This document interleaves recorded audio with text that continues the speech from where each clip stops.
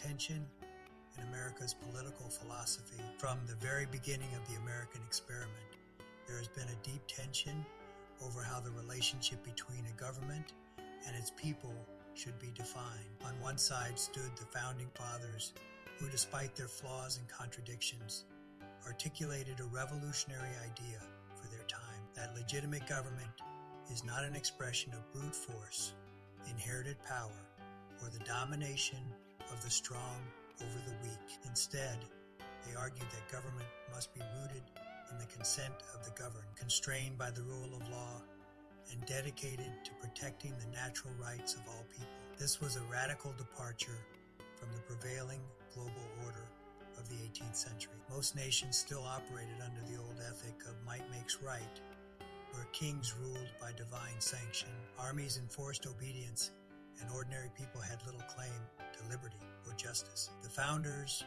rejected that worldview. They believed that a just society required reason, deliberation, and a constitutional framework that limited power rather than glorified it. They understood that liberty could not survive if government was merely the tool of the strongest faction or the loudest voice. Their vision was aspirational, imperfectly applied, and often contradicted in practice, but it set a new moral and political standard for what a free society should strive to be, a modern challenge to that vision.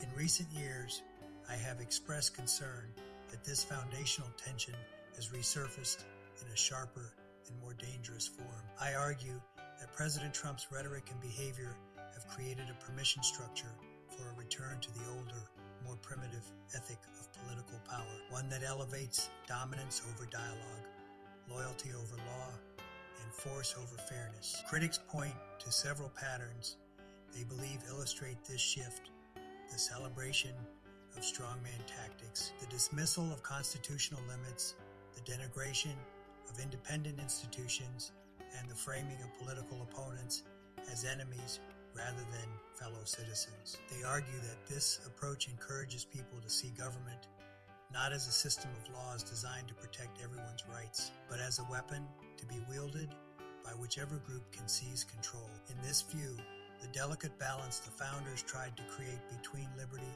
and order, reason and passion, majority rule and minority rights gets replaced by a raw contest of power. This is the heart of the tension: whether America will continue striving toward a society governed by law, reason, and justice, or whether it will drift toward a worldview where victory justifies anything and the ends excuse the means. For those who believe in the founders' constitutional vision, this moment feels like a test of national character. It forces Americans to decide whether they still believe in a government that serves all people, or whether they will accept a model where the strongest faction dictates the terms of citizenship and belonging.